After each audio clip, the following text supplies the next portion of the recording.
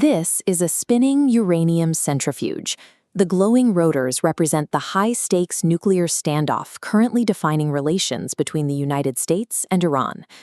Tracing the origins of Iranian power, or the rise of groups like Al-Qaeda and ISIS, reveals American foreign policy as a primary architect of the very threats it now fights. The CIA has a specific term for this: blowback. It refers to the unintended consequences of covert operations, where an initial action triggers a disproportionately larger reaction that strikes back at the origin point.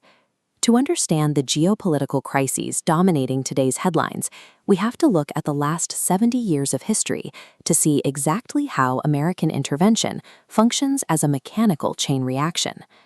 The modern conflict with Iran originates in 1953. That year, the CIA orchestrated a coup to overthrow Iran's democratically elected Prime Minister, Mohammad Mosaddegh, and installed the Shah in his place.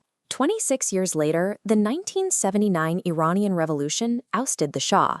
When President Carter admitted the exiled ruler into the United States for medical treatment, Iranian students retaliated, triggering the infamous embassy hostage crisis. At the exact same time, the U.S. was arming Islamic Mujahideen fighters in Afghanistan, hoping to give the invading Soviet Union a bloody, protracted conflict of their own. Those fighters would eventually form the foundation of Al-Qaeda. Fearing the Iranian Revolution would inspire an uprising in neighboring Iraq, the U.S. also gave a green light to a secular Sunni dictator, Saddam Hussein, to invade Iraq. Throughout the 1980s, the United States backed Saddam in a brutal trench conflict. The administration even facilitated his use of chemical weapons, including sarin and mustard gas, against Iranians and Kurdish populations. By attempting to manage the initial fallout of the 1979 revolution, American policymakers established a pattern of funding radical fundamentalists and brutal dictators, setting a trap for the next decade. Following the Iran-Iraq War, Saddam invaded Kuwait in 1990. The U.S. justified its military intervention, Operation Desert Storm, using fabricated intelligence, including a hoax claiming Iraqi soldiers were dumping premature babies from incubators. After the war, President George H.W. Bush encouraged Iraqi Shiites and Kurds to rise up against Saddam, but fearing that successful uprisings might empower an Iranian-aligned Shiite state, the administration abandoned those rebels to be slaughtered. Under President Clinton, the strategy shifted to dual containment. This policy aimed to isolate both Iraq and Iran simultaneously, and it required keeping permanent U.S. military bases stationed in Saudi Arabia. This occupation of Saudi Holy Land, combined with continuous U.S. bombings of Iraq, enraged Osama bin Laden. It served as the direct motivation for a string of terror attacks in the 1990s, culminating in the strikes on September 11th. By trying to tightly contain two Middle Eastern powers at once, American strategy birthed a global terror network that ultimately struck the American homeland. Following 9/11, U.S. foreign policy fell heavily under the influence of neoconservatives.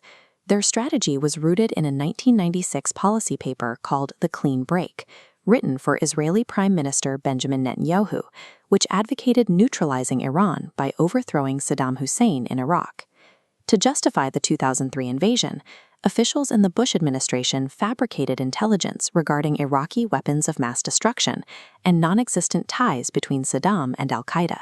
The subsequent military campaign quickly removed a secular Sunni dictator, but it plunged the country into a chaotic military occupation. By destroying Iran's primary rival and installing a democratic system in Iraq, the United States handed control of the country to its Shiite supermajority. This action established Iran as the dominant power in the Middle East. Realizing they had accidentally handed Iraq over to Iranian influence, U.S. policymakers initiated a strategy known as the redirection. They pivoted to backing radical Sunni extremists to counter Shiite power. This strategy escalated during the Arab Spring. The United States provided air cover for Al-Qaeda-linked groups aiming to overthrow Muammar Gaddafi in Libya. Following Gaddafi's fall, the CIA moved his weapon stockpiles to radical Sunni insurgents in Syria, fueling a dirty war against Bashar al-Assad, a secular dictator allied with Iran. This direct American support for extremist factions created a power vacuum, allowing al-Qaeda in Iraq to seize vast stretches of territory and rebrand themselves as the Islamic State, or ISIS. By 2014, the United States was fighting alongside Iranian-backed Shiite militias to destroy the same Sunni extremists it had spent years arming and empowering. This is an Iranian nuclear power facility. While Iran has mastered the fuel cycle, U.S. intelligence concluded in 2007 that Tehran possessed a latent nuclear deterrent rather than an active bomb. To manage the tension, the Obama administration signed the JCPOA, the Iran nuclear deal, which successfully restricted Iran's nuclear capabilities and established strict international oversight. However, the Trump administration withdrew from the agreement.